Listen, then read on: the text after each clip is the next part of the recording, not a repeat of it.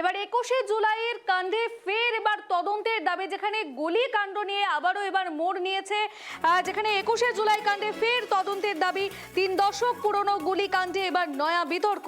মুখ্যমন্ত্রীকে চিঠি কাকলি ঘোষ দস্তিদারের 21শে জুলাইয়ের কমিশন রিপোর্ট প্রকাশের দাবি করা হয়েছে।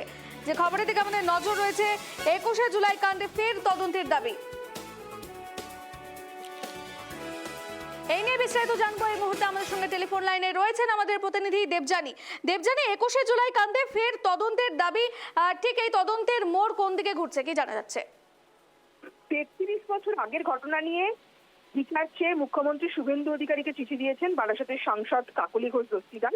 সেই কাকলি ঘোষ দস্তিদার যিনি মমতা বন্দ্যোপাধ্যায় একসময় ছায়া সঙ্গী ছিলেন। মমতা বন্দ্যোপাধ্যায়ের সঙ্গে উনি 1984 সাল থেকে রাজনীতি করছেন, কিন্তু পালা বদলের পরে দেখা গিয়েছে কাকলি ঘোষ দস্তিদার তিনি মমতা বন্দ্যোপাধ্যায়ের কাছ থেকে সরে গিয়েছেন। তিনি এনসিপিআই একটি দলের সঙ্গে যুক্ত হয়েছেন এবং তারপরেই মমতা বন্দ্যোপাধ্যায় সরকারের আমলে বেশ কিছু বেনিয়ম হয়েছে এই অভিযোগ তুলেই তিনি মুখ্যমন্ত্রী শুভেন্দু অধিকারীর কাছে চিঠি দিয়েছেন। কি বলা হয়েছে চিঠিতে? যে যেটা কাকলি ঘোষ দস্তিদারের অভিযোগ যে 1993 সালে যুব কংগ্রেসের কর্মসূচিতে গুলি চালানোর ঘটনায় অভিযুক্তদের মমতা বন্দ্যোপাধ্যায় সরকারের আমলে আড়াল করা হয়েছে এবং এটাও তার অভিযোগ যে ওই যে ঘটনা ঘটেছে তার পেছনে মূল অভিযুক্ত ছিলেন তৎকালীন স্বরাষ্ট্র সচিব মনীশ গুপ্ত। তিনি মমতা বন্দ্যোপাধ্যায় সরকারের আমলে পুরস্কৃত হয়েছেন। শুভেন্দু অধিকারীকে যে চিঠি দিয়েছেন কাকলি, সেখানে তিনি বেশ কয়েকটি দাবি জানিয়েছেন। তার প্রথম দাবি হচ্ছে যে নতুন করে তদন্ত শুরু হোক।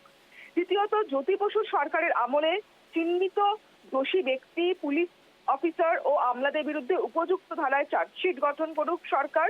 তৃতীয়ত, মমতা বন্দ্যোপাধ্যায়ের জমানায় যে 21শে জুলাই কমিশন গঠন করা হয়েছিল তারও রিপোর্ট সবার সামনে আনা হোক।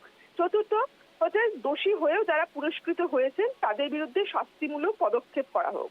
এবং পঞ্চম হচ্ছে যে প্রয়োজনে আন্তর্জাতিক কোনো সংস্থার সাহায্য নিয়ে এই তদন্ত সম্পন্ন করুক রাজ্য সরকার। দেখো, এই 33 বছর আগে মমতা বন্দ্যোপাধ্যায় যুব কংগ্রেসের সভানেত্রী ছিলেন এবং তারই নেতৃত্বে সচিত্র ভোটার পরিচয়ের দাবিতে মহাকারণ অভিযান হয়েছিল। তিনি যুব কংগ্রেসের নেত্রী ছিলেন, তিনি নেতৃত্ব দিয়েছিলেন সেই অভিযানে এবং সেই কর্মসূচিতে এসপ্ল্যানেড ও সংলগ্ন এলাকায় পুলিশের গুলিতে কিন্তু 13 জনের মৃত্যু হয়েছিল। সেই সময় কিন্তু কাকলি ঘোষ দস্তিদার মমতা বন্দ্যোপাধ্যায়ের সঙ্গেই ছিলেন এবং সেই 21শে জুলাই মমতা বন্দ্যোপাধ্যায় 1993 এর পর থেকে কিন্তু তিনি পালন করে আসছেন।